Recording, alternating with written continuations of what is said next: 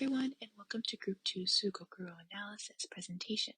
Our group members consist of Carmela Canizares, Ella Rozas, Jeremy Ruiz, myself, Jiselle, Luis Felipe, Nicole, Poulin, and Shiloh James. Before we begin our analysis, let's discuss what Sugoroku are. Sugoroku are Japanese board games that have been popular since the 19th century. They originated from China in the 6th century, and during the Meiji period, they were mass-produced and distributed for free in newspapers as a way to informally educate Japanese society. As a group, we will analyze 4 Sugoroku games, with game number 1 being Imperial Troops Fighting, game number 2 being Chores, game number 3 being New Design Modern Women, and game number 4 being Home Education Around the World. Hello everybody. To start off, the Imperial Troops Fighting Sugoroku looks to be made around the early 1900s and looks like an old-fashioned Sugoroku judging by the dull colors and such. This is definitely about the war Japan went through, I would say around World War II-ish. The main layout of this Sugoroku is composed of roughly similar-sized images depicting several stages that occurs during the war. I believe the bottom right image is where the player starts, and they end up towards the center of the board where the young soldiers are shouting for victory. There are several spaces the player can move along the board to travel from image to image.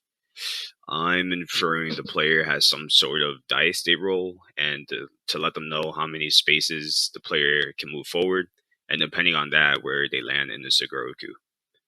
For example, if a player rolls 8, then they head to the left and jump upwards towards the center of the board, represented by the vertical red arrow. Preferably, this is one of my favorite Sugorokus because it showcases what the soldiers experiences during battle. The average person can engage themselves in the soldier's perspective, and I think that's pretty cool. I would like to note at the top left image, we see aircraft carriers losing leverage during battle. This brings correlation to what we've read during the course, as during the Battle of Midway, Japan lost 4 aircraft carriers. Overall, I would say the main message the Sugoroku wants to provide to the reader is to show what the Japanese army had to go through during the war. The next Sugoroku that we will be analyzing is Chores. This game was published in 1921 during a time when Western influence was making its way into Japan and thus threatening the country's distinct cultures and traditions. To protect these national treasures, the Japanese government decided it needed to educate those most vulnerable to westernization: children. Through this game, the government sends a message basically saying that children who do chores will receive presents from Santa Claus. This message can be seen if you look at how the game progresses, with the player starting in the lower right-hand corner and winning only if they complete a multitude of chores, such as watering the garden, washing laundry, and shining shoes. The next Sugoroku is New Modern Design Women. This Sugoroku was created around 1913 and was geared towards the girls and young women of the time. The game focuses on women's roles beginning with the birth of a girl and ending in her marriage. What I find most interesting is the circular motion of the Sugoroku. This design is most likely a symbol of the ongoing cycle of a woman's life, starting with birth, learning to be reliable and reputable in the middle, and its ultimate end goal to be the perfect wife. However, only to get pregnant, where the life of a new girl begins, and she must then follow that cycle as well. Through this game, the player, most likely a woman, explores the discipline needed to be a woman of the time and is informed on the significance of being a woman and a wife at that time. This next Sugoroku is called Home Education Around the World. It was made in 1926, and the 20s were a time in Japan when people were eager to see the rest of the world. In this game, you start in Japan, in either Tokyo or Osaka, and you have to go all the way to London and then back to Japan to win. What I really like about this game is that it's more open and less linear than other board games, in that you get to decide how to get to London and how you get back to Japan. You choose to go through either America or Europe and Asia. So you start in Japan, you can either go through America or Asia then Europe, and when you get to London, you also get to decide whether you go back to Japan through the Americas or through Eurasia.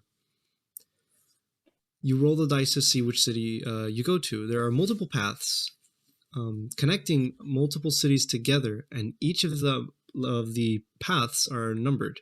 You have to roll the dice, one die. You have to roll the die to see which path you have to follow. For example, if you roll a 5, you have to go through the path labeled with the number 5. Most of the locations have a drawing next to it that represents the general area. Paris has the Eiffel Tower, New York has the Statue of Liberty, and Australia has kangaroos. However, some cultures were depicted as savages, such as a Polynesian eating another human in what seems to be Indonesia on the map. The board also has many Japanese-flagged ships roaming throughout the entire world, from Hawaii to England. And there's also a Japanese man planting a Japanese flag on a mountain near Alaska. And this most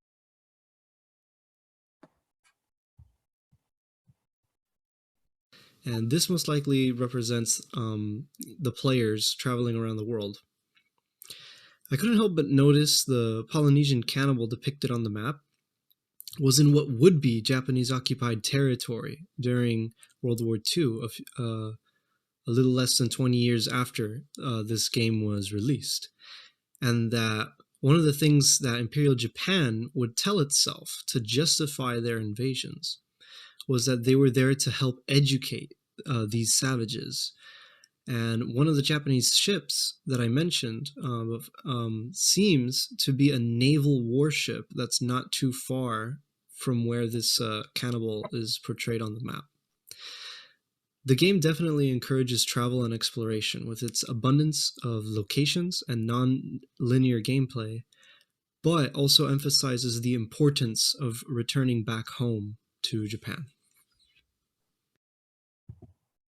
Imperial troops fighting, chores, new design modern woman, and home education around the world all depict modern Japan. Through their use of color and detailed images, these Sugoroku are insanely accurate in their depiction of events in history.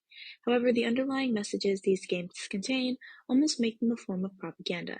For instance, the army rejoicing in victory at the end of Imperial troops fighting makes it seem like winning a war is a celebratory matter and may incentivize individuals to call for war in the future. In conclusion, these games are a great way to learn more about Japanese history and how the country thought during its modern era. However, players should think critically and take the politically charged messages hidden within Sugoroku with a grain of salt.